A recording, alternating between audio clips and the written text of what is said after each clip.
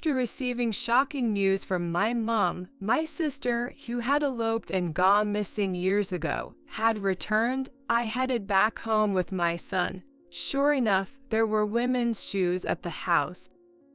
Moreover, my sister Mary came out in her underwear. She laughed and said triumphantly to me, "Aha! I scored a luxury high-rise and a wealthy husband. You poor folks can keep working your part-time jobs forever." But then, a voice from behind her. Too bad for you. Sleeping pills don't work on me anymore. My husband, Mike, said this nonchalantly as he appeared. Wait, are you trying to? She's trying to create a fait accompli with me. He burst into laughter. And what would that accomplish? The house is all in Sarah's name. Yes, the high-rise we're living in belongs to me. I got it from an inheritance from my ex-husband. My name is Sarah Smith. I'm a 34-year-old working for an organization dedicated to preserving American classical culture. My husband, Mike, a former colleague, is also studying American classics in graduate school, 3 years my junior. He's currently continuing his research while working towards his PhD. His situation allows him the flexibility to do school and activity runs for our son, Joshua, in my place. But that's not all. Honestly, Mike is far better at household chores than I am. His cooking may not be elaborate, but it's efficient. Aside from his study space, he keeps the rest of the house clean with minimal effort. And he handles laundry and related tasks more delicately and meticulously than I do. I'll take care of your life. Can I ask you to handle the household chores? Those were roughly the words with which I proposed to him. Frankly, I fell for him precisely for these qualities. I'm just too busy to handle everything myself. As long as you don't suffer, continue your research, I said. Even his parents were surprised. They even asked if I intended to treat their son as a gigolo, a memory that now brings a smile to my face. But after discussing our feelings, living arrangements, and our child, we got married, and he became a stay-at-home husband. It was an unusual arrangement, but we were happy and got along well. Then, something unexpected happened. It was Tuesday afternoon. As I was about to leave work for the rare occasion of picking up Joshua in place of Mike, who was preoccupied with his dissertation, I suddenly received a phone call. "Hello, Mom, what's up?" It was from my mom. Our family home is far from the urban center where we currently live, a 5 to 6 hour drive away. Since getting married, we've been visiting them for only the summer or Christmas holidays. So, we usually kept in touch through messaging on cell phones. But direct phone calls were rare. Both my parents schedule the time for me because I'm busy at work. It's serious, Sarah. What's the matter all of a sudden? Mary's come back. Mary?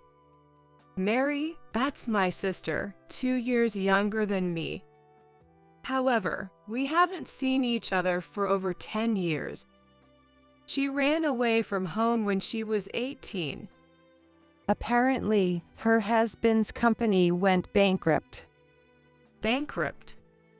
Yes, she was banging on the intercom, saying her husband had run away in the night after racking up a huge amount of debt. And to avoid debt collectors coming after her, she used his signature without permission, got someone to sign a name, and filed for divorce. An involuntary wow escaped my lips. So now, I told her she couldn't stay with us, but she had the nerve to show up, and she left her daughter with us. What? She left her behind? Yes, she's so young. I asked her age, and I was truly shocked. What shocked you so much? When she arrived, I thought she was still in preschool, but she's just a year younger than Joshua. What? A year younger than 9-year-old Joshua. Then she should be in the 2nd grade. And to think she looked like a preschooler. Mom, is she that small? She's tiny and skinny, her skin is dry, and she's got chapped skin. For now, I've given her some snacks and let her take a shower, but she seems so uncomfortable. My mom's voice sounded like she was holding back tears, as if she might break off her words at any moment. But I had to ask this. Mom, you're not going to kick her out, are you? What are you saying? Of course not. No matter how good for nothing Mary might be, this child is our granddaughter. Her clothes are all tattered too. That's good. So, Mom, where did Mary go after leaving the child? Yes, I had to ask that. To your place, Sarah. Why to my place? It seems before coming to our place, she went to see some old friends, and somehow she was told you married rich. I instinctively placed a hand on my forehead. Whoever it was telling half the story just causes trouble. Did they give her my address? No, but it seems she got your work-related cell phone information. My work-related cell phone. Well, that can't be helped. In my line of work, I sometimes have to use my work phone to some extent. That's why Dad is hurrying over to your house now. Dad is. So please, hold the fort until then. Wait, Mom, when did Mary leave there? Before I could get an answer, the call with my mom ended. It's just past 3 p.m. Picking up Joshua from school, then taking him to his lessons, waiting for him to finish, going shopping. Mike has been so absorbed in his work since yesterday that he won't be able to cook for tonight and all of tomorrow for sure. So, shopping is absolutely necessary. And even if he finishes writing, he's likely to fall asleep without eating. Usually, after staying up for about 3 days, he sleeps for a day and a half. But if I have to buy a lot of ready-to-make food, it looks like it will be past 6 p.m. before I know it. I'm worried about what will happen. Wait, Mom has a sister. Yeah, I have one. I see. In the car, after finishing the shopping, I decided to briefly explain the situation to Joshua. Surprised. Not really. I mean, with our family, I figured there's always something. Joshua, at 9 years old and in the 3rd grade, is quite bright and a bit mature for his age. Our slightly unconventional family dynamics meant he understood the situation quickly once explained. I guess he takes after his dad in that regard. As a child, I remember just squabbling simply with my sister. Compared to that, Joshua is calm and thoughtful. I'm a little worried. Well, yeah, there's definitely a lot. Like what? Where do I start? There are parts of the story that are okay to share with a child and parts that aren't. Remember the house where Mom and Joshua used to live? Yeah, it's close to Grandma and Grandpa's place, right?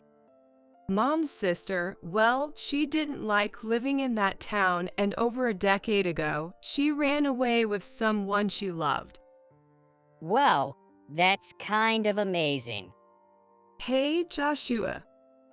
Yes, Mary ran away at 18 with the president of a startup who was nearly 40 at the time. It wasn't out of love, though. Mary was involved in compensated dating. Since she was in high school, neither I or Mary should have had any difficulty with money. My parents also saved enough money to send us to our preferred schools. I got enough money to buy what I wanted. But it seems that wasn't enough for Mary. She went off to a prestigious university downtown, but by the end of her first year, we got a call from the school administration. Guess what? Mary was pregnant at the time. When Dad, furious, demanded to know who the dad was, Mary confessed without hesitation. That man was the one she had just divorced without permission. Angered by both the compensated dating and her partner, our parents told Mary to leave. She left without a fuss and lost contact. If it had been just leaving, we might have tracked her through her health insurance. But she married the guy. When she became a man's dependent, we couldn't keep her feet at all. Once the initial anger subsided, worry set in. No news at all felt like a breach of duty, and my parents had many reasons to be angry. They became the subject of rumors at work and in the neighborhood, feeling shunned for raising such a daughter. How could you have raised a daughter who could do such a thing? My dad was supposed to be promoted to director, but that's off the table now. And other such grievances I heard were unpleasant to recall. However, something my mom said earlier caught my attention. The child Mary left is 8 years old. That means she's not the child Mary was pregnant with all those years ago. What happened to that child? I can't help but wonder. Mom, you're making a scary face. Responding to Joshua's comment, I said, "Sorry." Is something bothering you? Yeah, it's about your cousin. Eventually, we arrived back at the apartment, lugging the heavy shopping bags between us. But they were too heavy. So we decided to borrow a cart from the concierge at the entrance. Miss Smith, your sister, Miss Jones, was here earlier. The concierge informed us. Did you let her in? We checked and copied her ID, just to be safe. Oh no, I covered my eyes with my palm again. I'm sorry, it's my fault for not making the rules about who can come and go clearer. So, we shouldn't have let her in. Well, yes, but it's okay. This time it's on me, and has my dad arrived yet? Your dad. Please hold on, the concierge said before going to check. He hasn't arrived yet. I see. Well, when my dad does arrive, please let him in right away. Understood. I showed a photo of my dad to the concierge, saying, "Make sure this person is let in no matter what." Then, we loaded our bags onto the cart and took the elevator to the top floor. We're home. And sure enough, there were women's shoes at the door. Ah, you're back early, aren't you? My sister, more flamboyant and aged than I remembered. But that wasn't the issue. What's with that outfit? Mary appeared in nothing but her underwear. Joshua, who had been pushing the cart alongside me, was speechless, eyes wide. What do you mean? She laughed and said triumphantly to me, "Aha." Scored a luxury high-rise and a rich husband. Let the poor keep working their part-time jobs forever. Joshua and I were stunned. But then from behind her came another voice. Too bad for you. Sleeping pills don't work on me anymore. Mike appeared behind Mary, wearing nothing but a shirt over his bare skin. Mike's appearance while scratching his shaggy head and Mary's underwear on top of each other can make it look like after an affair. But I had no such parts. I was confident that wasn't the case. I had that confidence. Using that stuff made me lose my focus. Geez. Wait, what?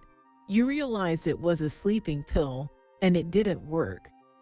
I figured I was drugged because of the strange drowsiness, but that doesn't mean I could sleep. That's not right.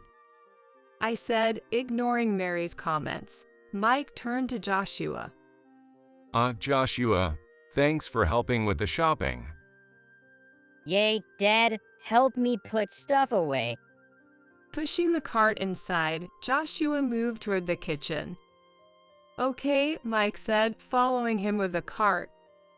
And he murmured in a deliberately annoyed and exaggerated tone. I had heard from Sari about her sister, so I figured there might be something up. But I never expected to be drugged right off the bat. You know, my sleep schedule is all over the place anyway. And with all the stuff I'm thinking about lately, I don't sleep unless I really try to. So yeah, I can tell the difference between natural sleepiness and the drug-induced kind. Mary's expression grew even more severe. Well, I figured you were up to something, so I just played along and pretended to sleep. What's with this person? Mike laid out his words in a calm, matter-of-fact manner. Facing his composed demeanor, Mary, who had seemed so confident at first, was left utterly dumbfounded. What is with this guy? There was no better way to say it. She had picked the wrong opponent. What's with you, walking around in that outfit? Were you trying to create some kind of fait accompli by stripping him and pushing him into bed?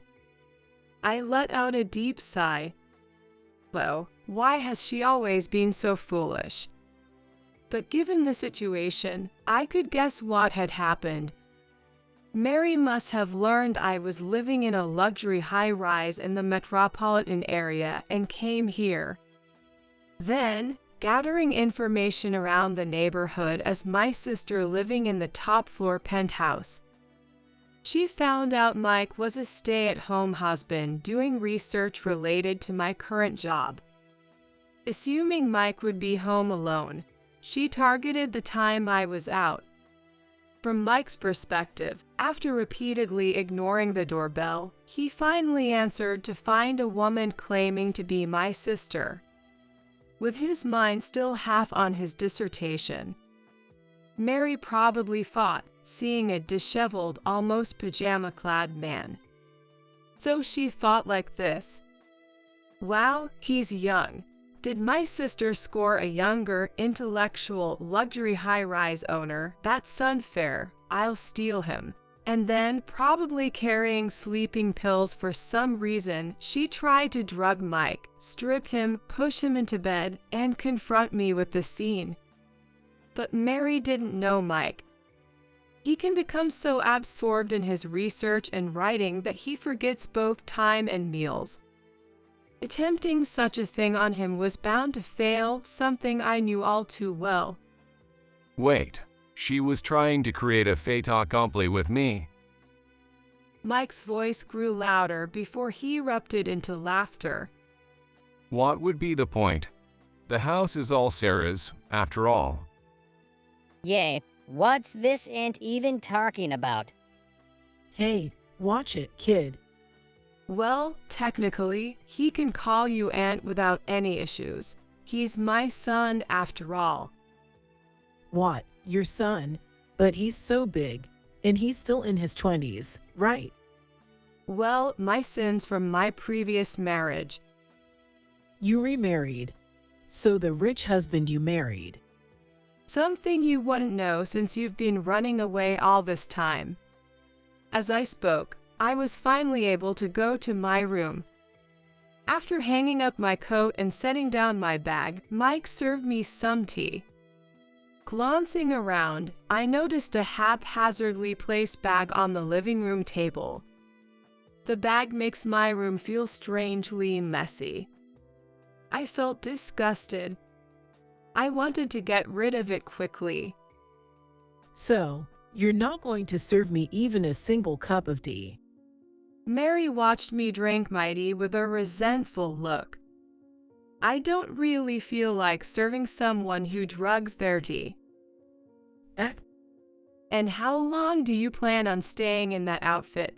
I don't want a flasher roaming around my house. First, explain yourself. How come you're the owner of this penthouse? Oh, why can't conversations with this sister ever go smoothly? Well, I guess I have to explain for her to understand. You see, when my ex-husband passed away, he left us a lot of assets. That's how I bought this place. Paid in full, not a mortgage. What?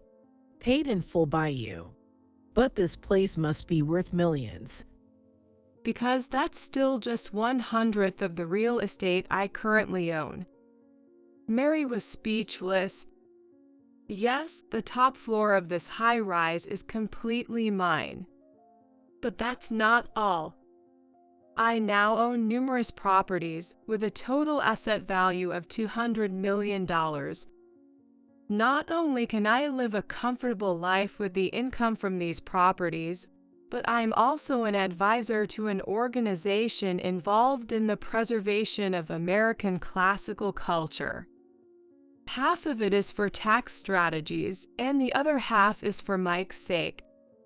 Essentially, my busy daily work involves being a director for this organization. And sometimes I get reports on land matters. Explaining this left Mary astonished. To you, Sarah. Yes, to me, because, Mary, you didn't know that I got married right after graduating from college, or even why. What are you talking about? Because of the mess you did, Dad's company's credibility plummeted, and we had a tough time. HMMM. What does it matter what a grown daughter does? You weren't of legal age at the time. Having a daughter involved in compensated dating from high school made it look like we couldn't even educate our child properly.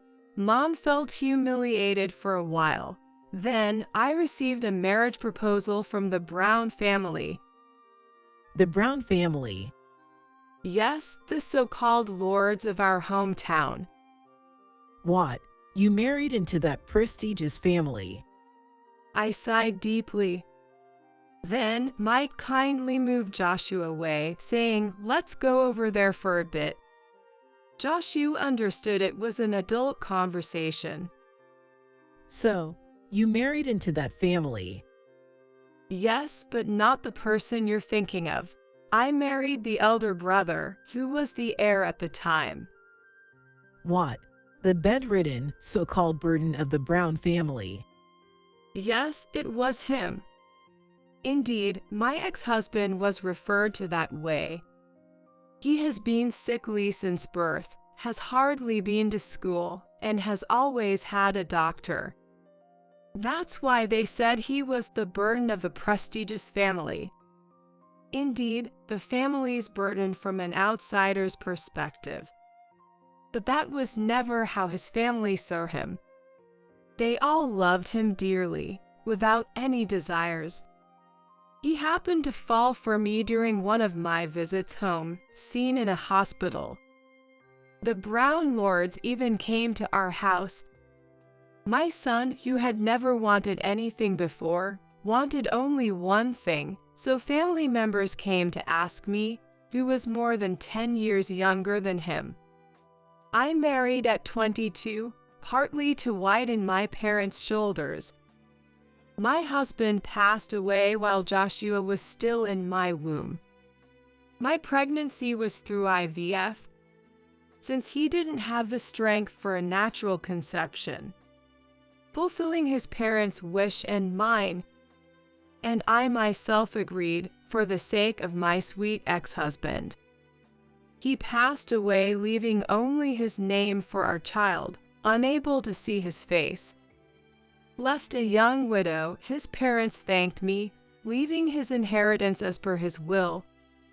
However, relatives eyeing the inheritance like vultures made me move to a secure high-rise downtown when Joshua started kindergarten.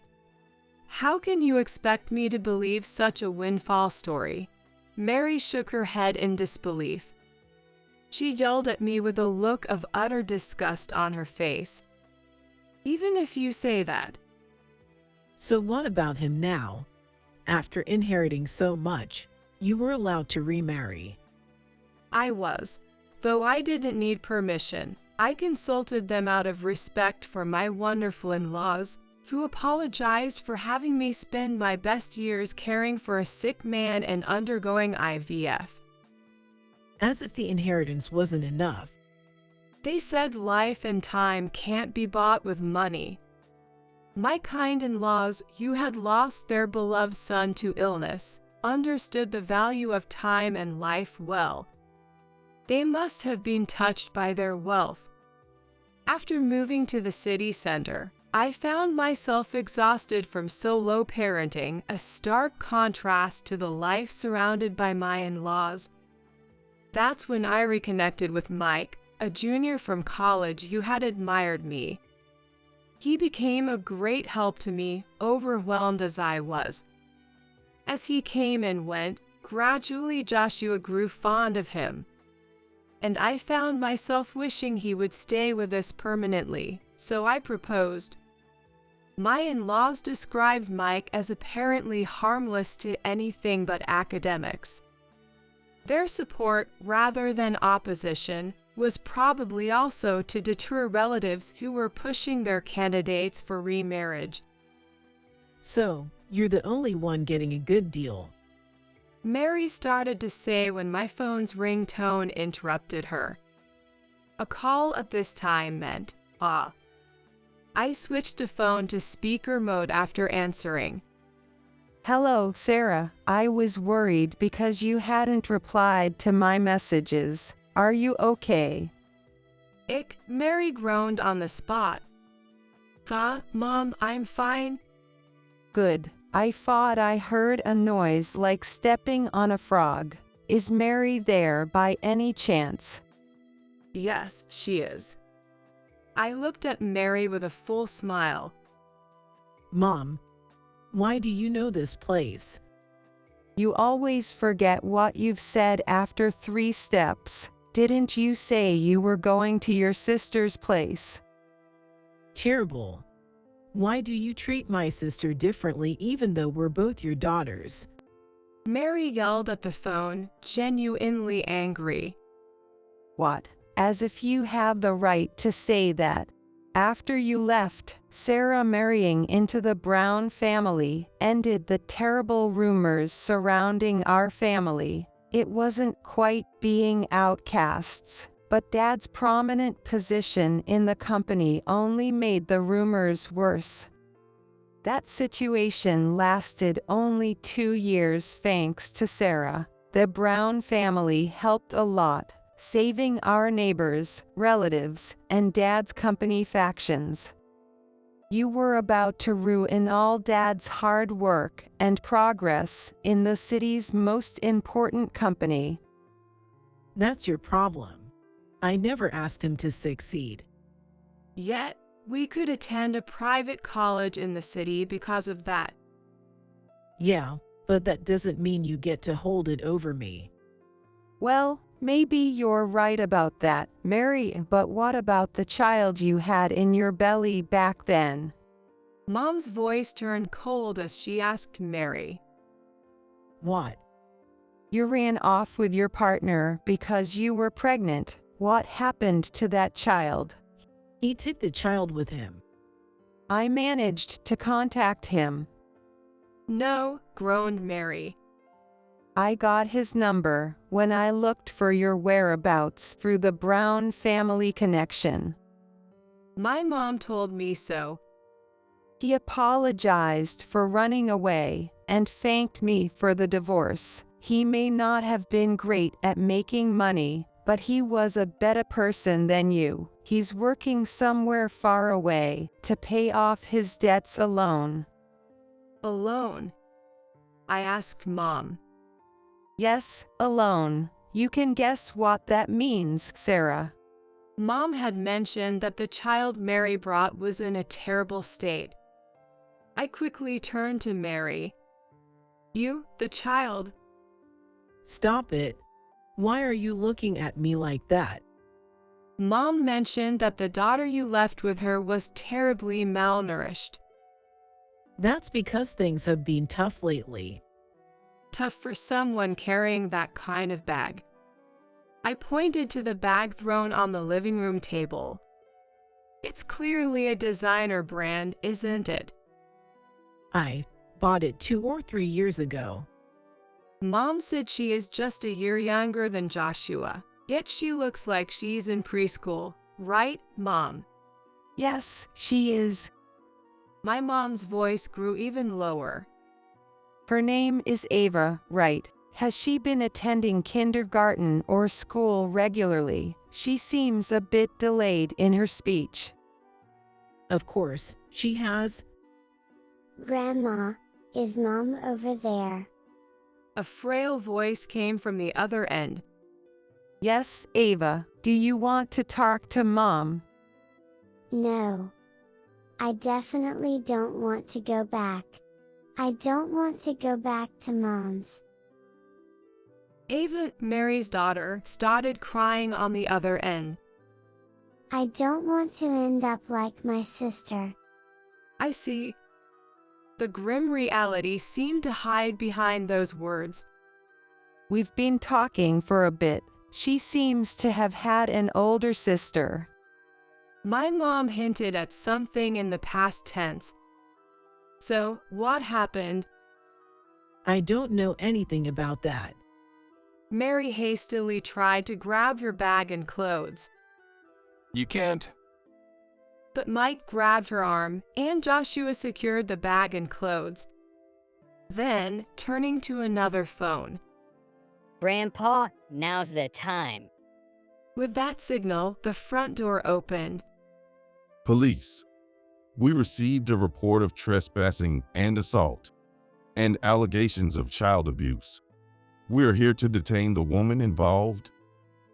Sarah, good job buying us time. Dad. The police, about 3 of them, secured Mary on the spot. Are you all right, Miss Smith? Yes, I'm fine. The concierge was also standing by the entrance. The one who had opened the door. It's been a while, Mary. Dad. One of the officers took the clothes and bag from Joshua. A blanket, likely brought in advance, was draped over Mary since they couldn't dress her in those clothes right away.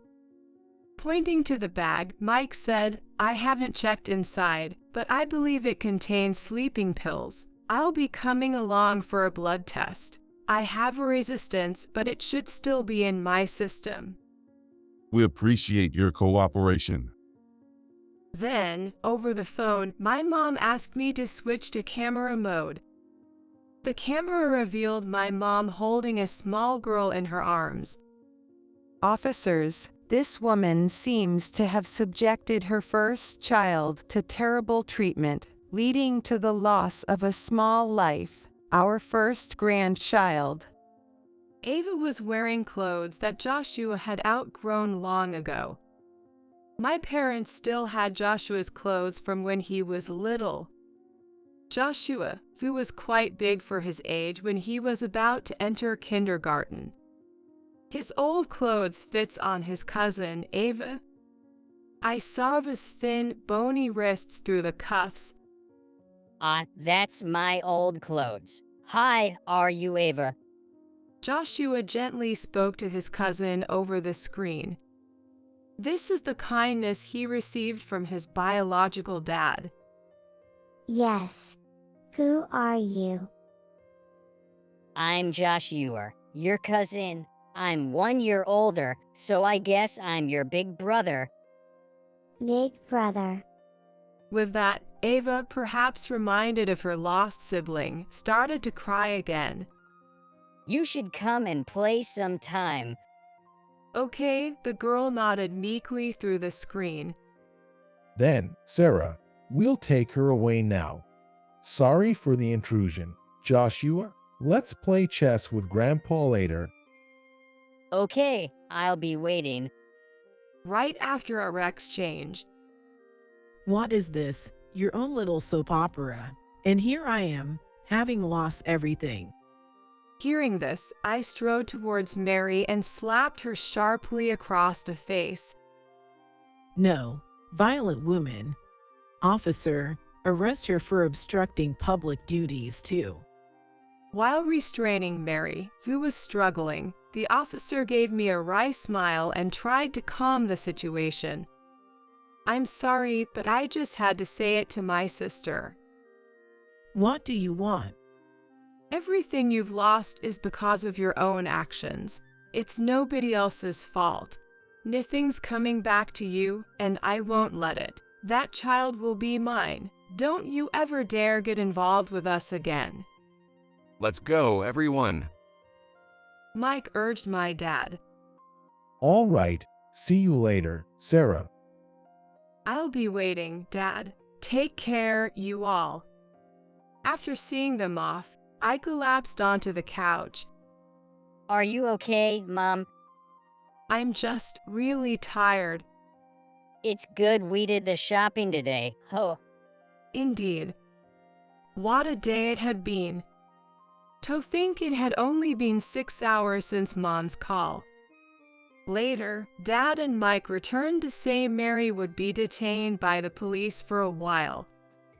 No bail. Absolutely not. Dad declared over a late dinner, his voice strained. She's already divorced, so there's no one on her side to take her in. Let's just get her tried quickly. Eventually, Mary was sentenced to actual jail time. She had caused her family back home great distress, led to the death of one child, and was now abandoned by the remaining child. Sometime later, my parents brought Ava to live with us. you've become so pretty. Joshua's words made Ava's face turn red. Where did you learn to talk like that, huh? Dad, stop. It tickles. Stop. Joshua laughed, playing with Mike. Watching this scene of an adoptive dad and son, Ava looked on in amazement. Are you sure, Auntie? She mumbled about staying with us. I had prepared myself to adopt her, believing it to be the best course of action. Initially, I considered letting her grow up with my parents. However, they feared she might endure stigma as that girl's child in our hometown. My parents planned to move closer to me after retirement. We settled on the idea of traveling together for the summer holidays and Christmas. Ava seems a bit behind in her studies, making it difficult for her to attend the same school as Joshua. Yet, our life promises to be far better than her previous one. With the source of turmoil gone, we can now focus on finding happiness. We have plenty of time,